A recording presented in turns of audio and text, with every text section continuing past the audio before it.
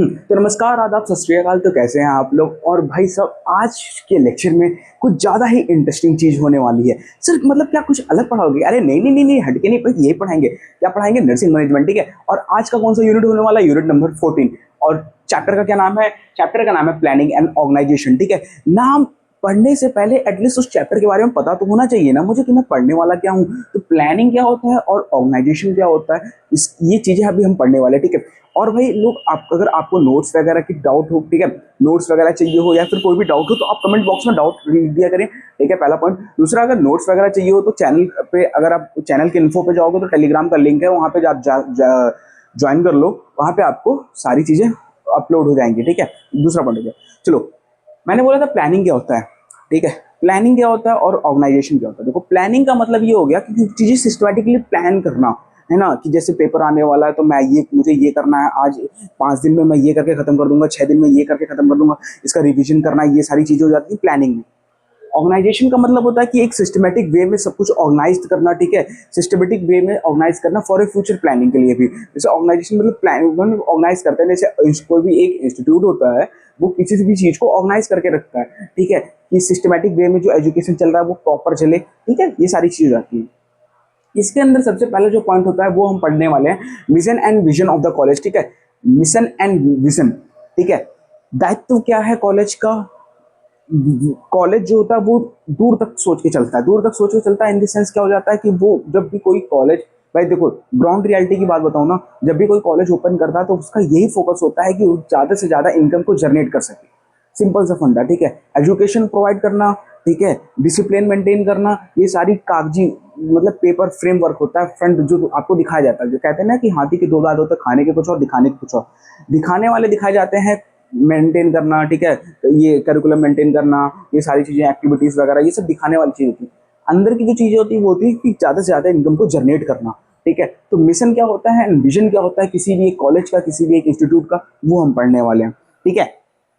देखो, अगर मैं सिंपल से कहूँ मिशन क्या होता है, तो मिशन जो होता है ना, एक स्टेटमेंट होता है that describe the primary motive और ऑब्जेक्टिव्स ऑफ द ऑर्गेनाइजेशन, ठीक है।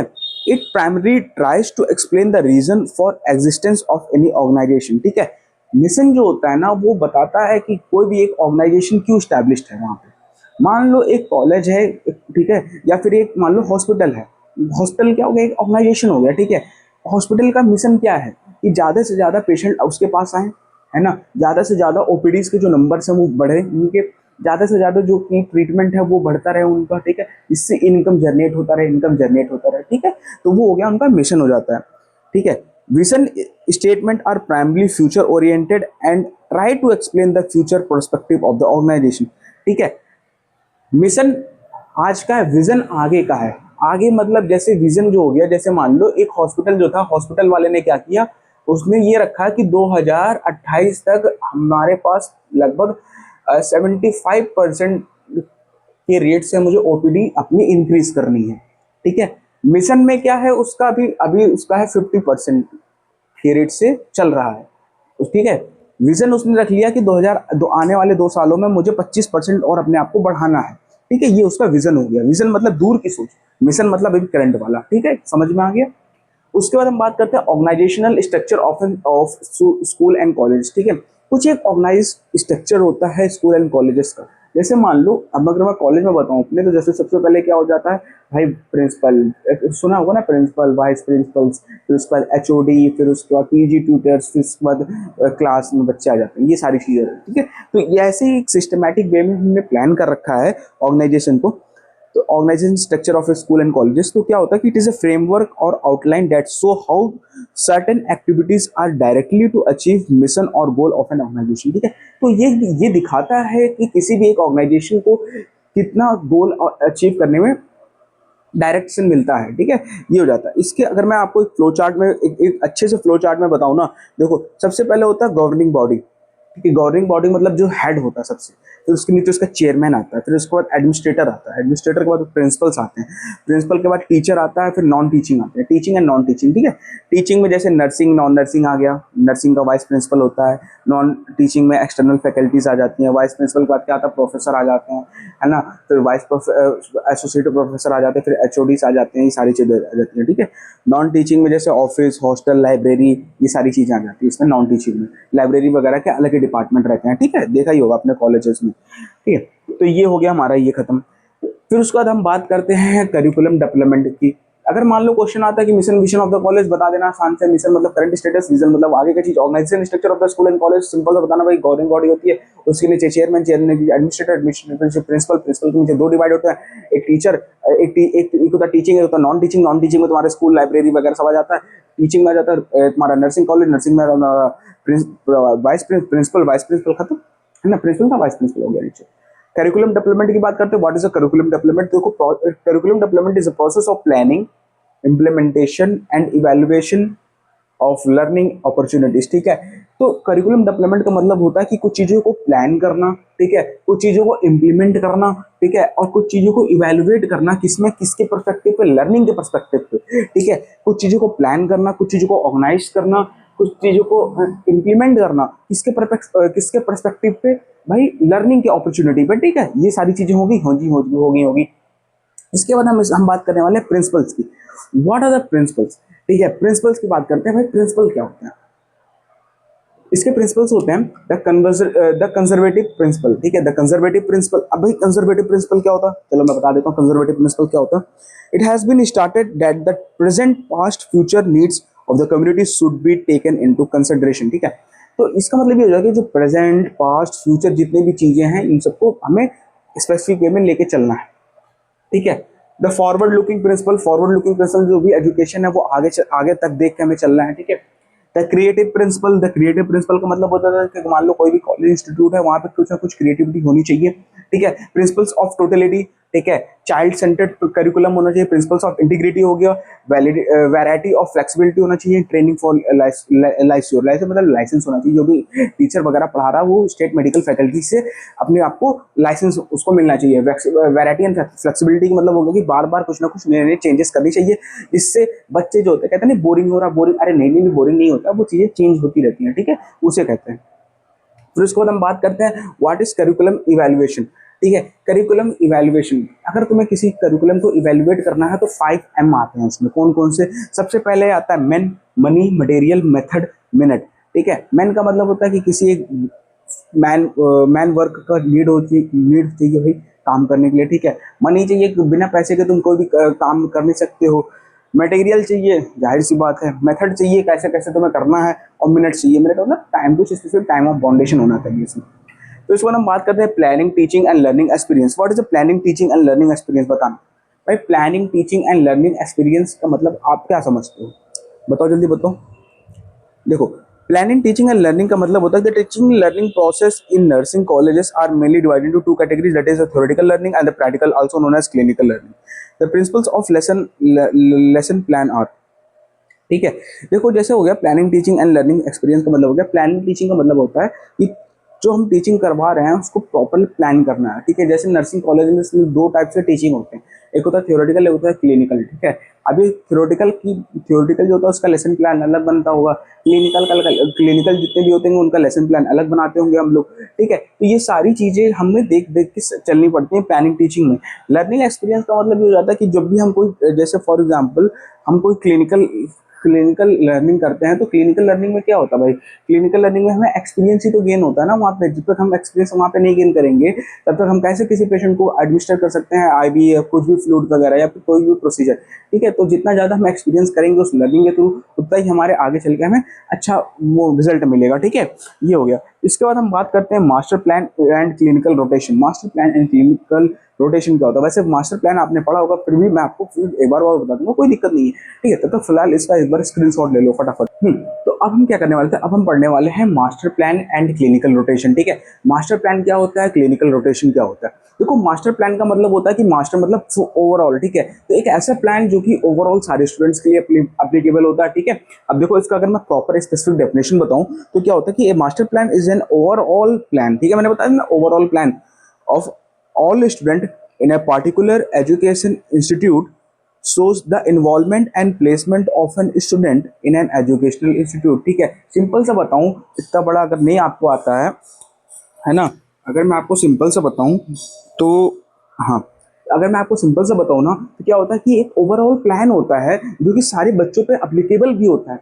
और क्या होता है इस प्लान में, इस प्लान में होता है कि कैसे जो एजुकेशन है उसको इम्प्रूव किया जाए। मास्टर प्लान, ठीक है, कोई भी क्या कहते हैं, क्या कहते हैं, फॉर एग्जाम्पल समझ लो, जैसे मान लो फर्स्ट ईयर है, ठीक है, तो फर्स्ट ईयर में क्या करना है कि हमें बच्चों को मान लो फर्स्ट ईयर नहीं सॉरी फर्स्ट सेमेस्टर है, फर्स्ट सेमेस्टर में क्या करना है कि 3 महीने बच्चों का हमें क्लिनिकल देना है, 3 महीने हमें बच्चों को पढ़ाना है। ठीक है, तो ये सारी चीजें किसमें प्लान होती है, ये सब सारी चीजें मास्टर प्लान में प्लान करके रखी जाती हैं। ठीक है, तो ये ओवरऑल स्टूडेंट के लिए अप्लीकेबल होता है। सिस्टमेटिक प्लान होता है, फ्यूचर ओरिएंटेड होता है, ठीक है, और प्री प्लान होता है, ये सारी चीजें प्री प्लान करके रखते हैं हम लोग। क्लिनिकल रोटेशन का मतलब क्या हो जाता है, क्लिनिकल रोटेशन का मतलब हो जाता है कि ये क्लिनिकल के लिए एप्लीकेबल होता है। ठीक है, क्लिनिकल रोटेशन का मतलब जैसे आपकी ड्यूटी लगी होगी तो जरूरी थोड़ी ना कि आपकी ड्यूटी हमेशा आईसीयू में ही लगी होगी, ऐसा तो नहीं है ना, आपकी ड्यूटी हर 7 दिन पे या फिर 5 दिन पे चेंज होती रहती है ना, तो वही होता है क्लिनिकल रोटेशन, मतलब बार बार उसको चेंज करते रहना। ठीक है, इसके अंदर कुछ पॉइंट्स होते हैं, जैसे सबसे पहले ओरिएंटेशन होता है, ठीक है, मास्टर शेड्यूल होता है, लर्निंग ऑब्जेक्टिव्स होते हैं, सुपरविजन एंड सपोर्ट होता है, इवैल्यूएशन एंड फीडबैक होता है, इंटीग्रिटी होता है, integrity of theory and practice होता है। ठीक है, अब आप बोलोगे कि सर ये तो बहुत छोटा छोटा पॉइंट है, इसके अंदर खुद सोचो खुद लिखो, खुद सोचो खुद लिखो का मतलब हो जाता है क्रिटिकल थिंकिंग बढ़ाना। फॉर एग्जाम्पल ओरिएंटेशन, ओरिएंटेशन का मतलब हो जाता है कि प्रॉपर ओरिएंटेड रहना चाहिए किसके लिए, जो भी तुम काम कर रहे हो। ठीक है, मास्टर शेड्यूल का मतलब हो जाता है कि मास्टर शेड्यूल का मतलब हो गया कि मास्टर प्लान जो होता है प्रॉपर एक मास्टर शेड्यूल के अंदर आता है। ठीक है, एक प्रॉपर कॉम्प्रिहेंसिव जो भी बनाता है इसको मास्टर तरीके से बनाना है। लर्निंग ऑब्जेक्टिव्स का मतलब ये हो जाता है कि जब भी तुम क्लिनिकल एरिया में जा रहे हो तो हमेशा ये पर्सपेक्टिव रखना कि लर्निंग ही करना है तुम्हें वहां पे। ठीक है, ये सारी चीजें आ जाती हैं। फिर उसके बाद हम सबसे इंपॉर्टेंट चीज पढ़ने वाले हैं इस चैप्टर का, वो है बजट प्लानिंग। ठीक है, देखो बजट प्लानिंग जो है ना, पेपर में प्रीवियस ईयर पेपर्स में आ चुका है बजट प्लानिंग। ठीक है, हर बार आता है कि बजट प्लानिंग बताओ, 5 नंबर में आता है, 2 नंबर में भी आ सकता है, ये 15 नंबर का भी क्वेश्चन होता है। ठीक है, क्योंकि बजट प्लानिंग के अंदर सारी चीजें हैं, इसके प्रिंसिपल्स हैं, इसके ऑब्जेक्टिव्स हैं, ठीक है, इसके चैलेंजेस हैं, इसके बजट्स क्या क्या होते हैं किसी स्टूडेंट के लिए, सारी चीजें इसके अंदर कवर होती हैं। फॉर एग्जाम्पल ये एक समझ लो एक अम्ब्रेला टाइप का है। ठीक है, बजट, ये हुक हो गया बजट और इसके चारों तरफ से कवर हो रखे हैं। ठीक है, तो बजट को हमें अच्छे से पढ़ना है। बजट क्या होता है, it is a process of creating a detail financial plan. देखो, it is a process of creating detail financial plan that outlines except revenue and expenditure over a specific period. ठीक है, तो ये इस बजट प्लानिंग में क्या करता है, हम एक बजट को प्लान करते हैं। ठीक है, एक हम क्या करते हैं, एक प्लान करते हैं फाइनेंशियल प्लान। बजट प्लानिंग होता है एक तरीके का फाइनेंशियल प्लानिंग होता है जिसमें हम ये प्लान करते हैं कि कितना हमारा एक्सपेक्टेड रेवेन्यू आएगा, मतलब हम कितना निकाल लेंगे, मतलब कितना हमारे पास पैसा आएगा। ठीक है, कितना खर्चा होगा, ठीक है, over a specific period of time. For example जैसे मान लो आपने कोई 1 साल के लिए काम करना है। ठीक है, आपको दुकान पे बैठना है, मैंने कह दिया भाई जाओ दुकान पे बैठ जाओ। ठीक है, अब आपका जो रेवेन्यू क्रिएट हो रहा है 1 साल में वो हो रहा है अप्रॉक्स 10 लाख रुपए। ठीक है, 10 लाख का आपका रेवेन्यू क्रिएट हुआ जिसमें से जो एक्सपेंसेस थे आपके 5 लाख के एक्सपेंसेस खर्च हो गए। रेवेन्यू प्रॉफिट में कितना हो आप अभी प्रॉफिट में हो, 5 लाख के प्रॉफिट में हो। आपकी रेवेन्यू कितना कलेक्ट हुई, 10 लाख, प्रॉफिट कितना, 5 लाख, एक्सपेंस कितना हुआ, 5 लाख। ठीक है, ऐसे होता है बजट प्लानिंग। ठीक है, इट इज अ सिस्टमैटिक और financial planning in which we assure या वी आउटलाइन या we assure the expenses, the revenue and the profit of the systematic period of time. ठीक है, systematic specific period of time. ठीक है, ये हो गया बजट डेवलपमेंट प्रोसेस। इसको एक प्रोसेस के थ्रू हम डेवलप करते हैं। कौन कैसा कैसा प्रोसेस होता है वो, गोल आइडेंटिफाई, हमें सबसे पहले अपने गोल को आइडेंटिफाई करना है। डाटा कलेक्ट करना है, रेवेन्यू एस्टिमेट करना है, एक्सपेंस प्रोजेक्शन करना है कि कितना एक्सपेंस हमारे यहाँ पे इस फील्ड में खर्च होगा, बजट का अप्रूवल चाहिए, ठीक है, ये सारी चीज़ें होनी चाहिए। बजट अप्रूव नहीं होगा तो कैसे तुम प्लान करोगे? एक्सपेंस प्रोजेक्शन का मतलब हो जाता है कि हाँ जी, जैसे मान लो मुझे अपनी दुकान पे क्या करना है कि मुझे अपनी दुकान पे ना कुछ चीज़ों को चेंज करना है, ठीक है, तो मैं एस्टिमेट करूंगा कि अच्छा इसको चेंज करवाने में मुझे अप्रॉक्स 10,000 या 20,000 रुपये का खर्चा आएगा, ठीक है, तो हो जाता है एक्सपेंस प्रोजेक्शन। रेवेन्यू एस्टिमेट का मतलब हो जाता है कि हमारे पास कितने रेवेन्यू आएगा अगर मैं इसको चेंज करवा दूंगा तो मेरे पास रेवेन्यू कितना आएगा, ठीक है, उसके बाद जो रेवेन्यू आएगा वो ये हो जाता है। इसके बाद हम बात करते हैं principles of budget. What is the principles of budget? बताओ जल्दी बताओ, प्रिंसिपल क्या होना चाहिए बजट का?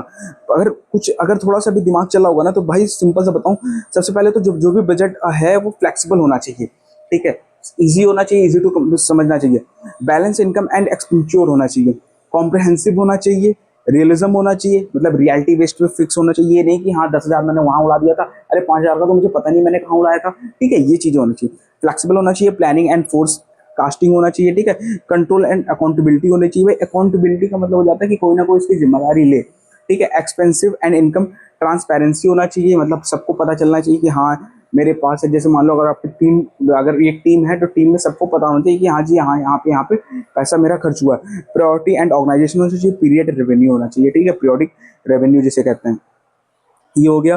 फिर इसके बाद हम बात करते हैं क्या, इसके बाद हम बात करते हैं जी, इसके बाद हम बात करेंगे चैलेंजेस इन बजट प्लानिंग। कौन कौन से चैलेंजेस आते हैं? सबसे पहले आता है तो ह्यूमन फैक्टर, सबसे बड़ा फैक्टर ये ह्यूमन फैक्टर है ना, जिसमें कॉन्फिडेंटली आ जाता है, प्रायोरिटी आ जाता है, बेसिस आ जाता है ना। फिर उसके बाद ये सारी चीज़ें अफेक्ट करती हैं। रिजिडिटी का मतलब हो जाता है फिक्स बजट में limit flexibility in educating the challenges of corruption. Rigidity का मतलब हो जाता है कि नहीं मैं तुम्हें 10 रुपये दूंगा, 10 रुपये में ही काम करो, है ना, सरकारी काम जो होते हैं। फिर अनसर्टेनिटी का मतलब होता है economic and economic fluctuation and unexpected event can impact budget accuracy. Uncertainty का मतलब हो जाता है जैसे हो गया कि जो शेयर मार्केट होता है, जैसे है ना एकदम से डाउन हो गया या फिर क्रश हो गया, शेयर मार्केट हो गया क्रश, है ना, तो वहाँ पे कहीं ना कहीं ये चीज़ें अनसर्टेनिटी है, हमारे हाथ में तो नहीं है ना वो, तो कहीं ना कहीं हमारे बजट को इम्प्लीमेंट कर देती हैं। बजट फॉर एजुकेशनल इंस्टीट्यूट की बात करूँ, चैलेंजेस हो गया बजट फॉर एजुकेशनल इंस्टीट्यूट। अभी कोई एक एजुकेशनल इंस्टीट्यूट है तो वहाँ पे क्या क्या बजट का वो करोगे आप? सबसे पहले होता है revenue balance and expenditure. Revenue कितना होगा हमारे पास, अगर 60 बच्चे आए तो हमारे पास रेवेन्यू कितना आया उनका। एक्सपेंस का मतलब हो जाता है, रेवेन्यू हो गया, बैलेंस हो गया, एक्सपेंस का मतलब हो गया कि जो टीचर पढ़ाएंगे उनको पैसा भी तो देना है, फ्री में तो पढ़ाएगा नहीं कोई, तो वो हो गया एक्सपेंस उनका, ठीक है, ये हो जाता है बजट फॉर एजुकेशनल इंस्टीट्यूट में आ गया ये चीजें।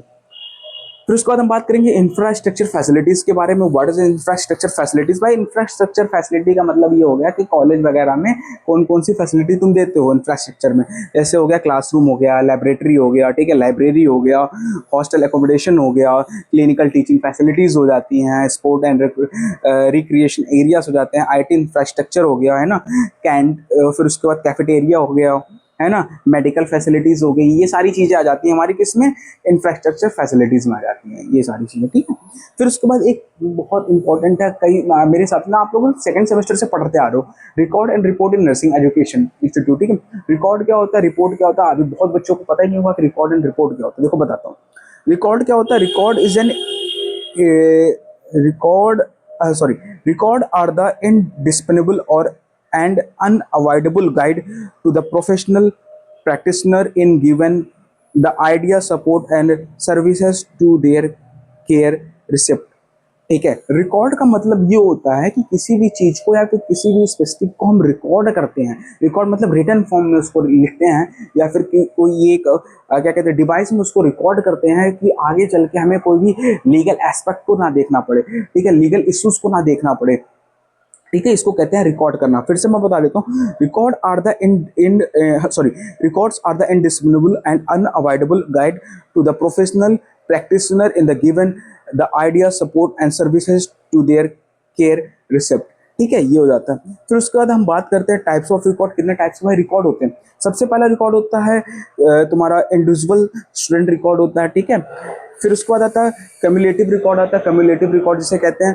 फिर उसके बाद आता है एनी कोडोक्टल, ठीक है, एनी कोडोक्टल रिकॉर्ड। एनी कोडोक्टल रिकॉर्ड का मतलब होता है जिससे recording of all the incidents, ठीक है। एनी डोक्टल का मतलब होता है इंसिडेंट्स वगैरह को रिकॉर्ड करना। कितने टाइप्स के रिकॉर्ड? 3 टाइप्स की, ठीक है, अदर भी हैं तीन टाइप्स के मेन है। कौन कौन से? एक होता है कम्युलेटिव होता है, कम्युलेटिव,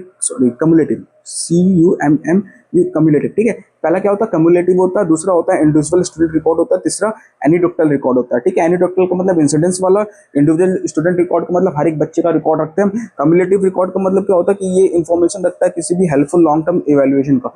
लॉन्ग टर्म इवेल्युएशन है कम्युलेटिव, ठीक है। Each student, individual. एनीडोक्टल कोई भी इंसिडेंस वाला। कौन कौन सा? फिर से रिवाइज कर लो। कम्युलेटिव, ईच स्टूडेंट रिकॉर्ड, और फिर एमुलेटिव, सॉरी एन्यूडक्टल, एन्यूडक्टल, ठीक है। कॉमन अदर टाइप में कौन कौन सा आ जाता है? जैसे एडमिशन हो गया, अटेंडेंस हो गया, लीव रजिस्टर हो जाता है, ये सारी चीजें आ जाती हैं, ठीक है। फिर उसके बाद तुम्हारा एक्सटर्नल असिस्टेंट हो गया, इंटरनल असेसमेंट हो गया, है ना, कॉमन हेल्थ रिकॉर्ड हो गया, क्लिनिकल एक्सपीरियंस, ये सारी चीजें आती हैं।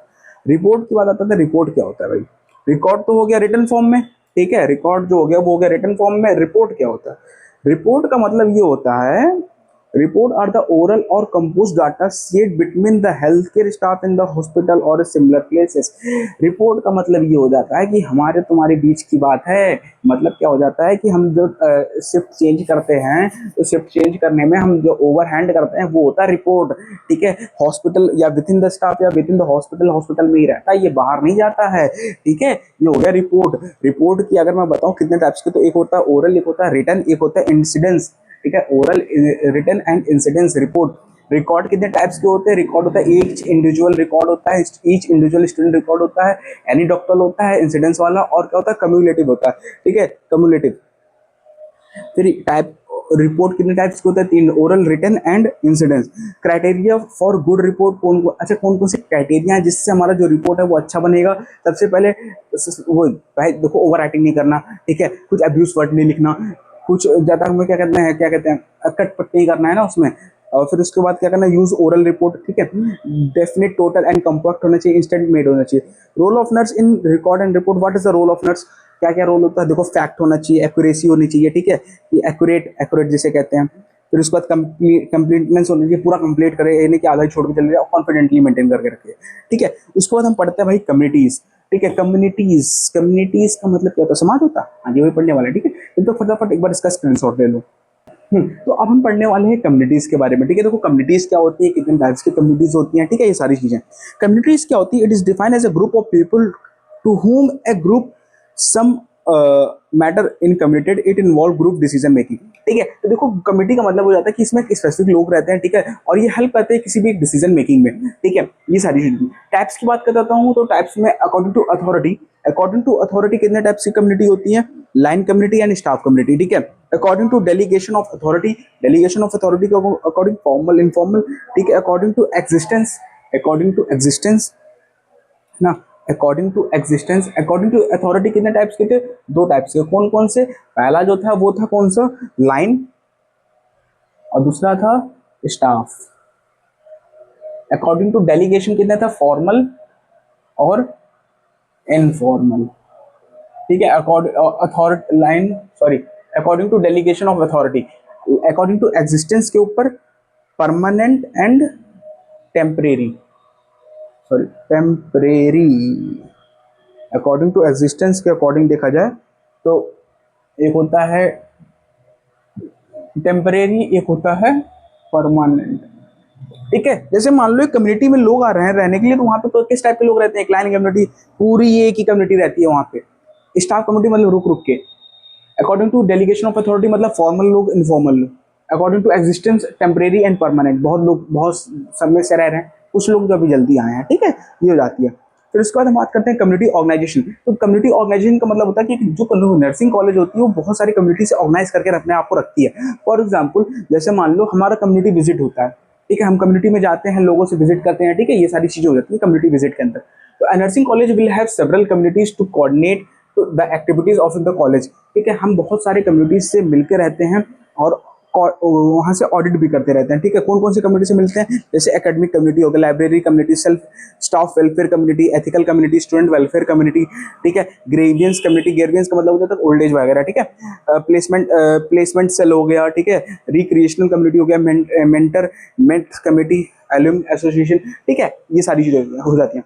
फिर उसके बाद हम बात करते हैं what is a clinical experiences. Clinical experiences का मतलब हो जाता है कि जो भी जो बच्चे होते हैं, जो नर्सिंग स्टूडेंट होते हैं, वो क्या करते हैं, जब हॉस्पिटल में उनकी ड्यूटी लगती है तो वहाँ पे जाकर वो जो एक्सपीरियंस गेन करते हैं, ठीक है। और एक्सपीरियंस कैसे गेन करते हैं, जैसे एज ए कोई एक स्टाफ वहाँ पे एक्सपीरियंस गेन कर रहा होता है, वैसे वहाँ पे बच्चे जाकर अपना एक्सपीरियंस गेन करते हैं। कई कॉलेजेस में पैसे भी मिलते हैं उन्हें, कई कॉलेजेस में उनको पैसे नहीं मिलते हैं, ठीक है। ये हो जाता है। तो देखो हम पढ़ लेते हैं एक बार क्या होता है, एक बार डेफिनेशन के through. Clinical experience can facilitate the transmission between the student and the profession.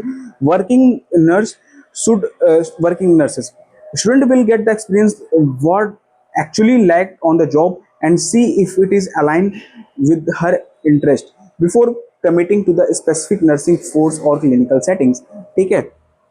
ये सारी चीज़ें हो जाती हैं, ठीक है। क्लिनिकल एक्सपीरियंस का मतलब हो जाता है कि एक नर्स जो स्टूडेंट होते हैं वो जाते हैं हॉस्पिटल में, वहाँ पे क्लिनिकल एक्सपीरियंस करते हैं और उनको एकदम एकदम रियलिटी बेस्ड उनको एक्सपीरियंस मिलता है, ठीक है। तो ये हो जाता है हमारा क्लिनिकल एक्सपीरियंस खत्म। और ये जो 14 चैप्टर था वो भी हो जाता है फिनिश। इसके बाद हम आएंगे 15th चैप्टर पे, ठीक है। तो 15th चैप्टर का जो नाम है वो क्या है, स्टाफिंग एंड स्टूडेंट सिलेक्शन, ठीक है। स्टाफिंग कैसे होता है, स्टूडेंट का सिलेक्शन कैसे करना है, स्टाफ का कैसे सिलेक्शन करना है, ठीक है। कौन कौन से बोर्ड होते हैं, कितने मेथड के थ्रू हम स्टाफ को सिलेक्ट करते हैं, ये सारी चीज़ें हम इसमें पढ़ेंगे यूनिट नंबर 15 में। इससे रिलेटेड अगर कोई भी डाउट हो तो आप तुरंत कमेंट बॉक्स में कमेंट कर देना। और हाँ, एक बात और है भाई, लोग आप लोग ने सब्सक्राइब करना है यार चैनल को, ठीक है। देखो मैं मेहनत कर रहा हूँ, ठीक है। किसके लिए मेहनत कर रहा है, तुम्हारे लिए तो मेहनत कर रहा हूँ ना, है कि नहीं। मैं चाहता हूँ कि मैं जो पढ़ रहा हूँ वो आप भी पढ़ो, ठीक है। मैं चाहता हूँ कि जो नॉलेज होता है उसको शेयर करने से नॉलेज बढ़ता है, मेरा ये मानना है, ठीक है। मेरा एस्पेक्ट ये है कि मैं जो नॉलेज मुझे मिल रहा है वो नॉलेज अगर आपको भी मिले तो ये कहीं ना कहीं हम बढ़ेंगे, ठीक है। देखो बहुत कॉलेजेस होते हैं जहाँ पे अच्छा एजुकेशन नहीं मिलता है, ठीक है। तो इस चैनल के मीडियम के थ्रू कहीं ना कहीं आपको एक बेटर क्वालिटी ऑफ एजुकेशन तो मिल रहा है ना, कहीं ना कहीं से मेरी कोशिश है कि मैं आपको कुछ अच्छा पढ़ा सकूं, ठीक है। मेरी कोशिश ये रहती है कि आधे घंटे में आपको एटलीस्ट एक यूनिट तो मतलब एक यूनिट तो कवर करवा दूं, है ना। एटलीस्ट एक वन शॉट के माध्यम से ही मैं आपको कवर तो करवा दूं, ठीक है। तो ये हो जाता है। चैनल को सब्सक्राइब कर दिया करो और लाइक कर दिया करो, ठीक है। तब तक के लिए जय हिंद जय भारत। और ऐसे ही अपने रेस्पेक्ट करो सारे फैमिलीज मेंबर का, ठीक है। और हमेशा उनका रेस्पेक्ट करना जो तुम्हें प्रेरित करते हैं, जो तुम्हें मोटिवेट करते हैं, जो तुम्हें इंस्पायर करते हैं पढ़ने के लिए, ठीक है। तब तक के लिए जय हिंद जय भारत, नमस्कार, बाय।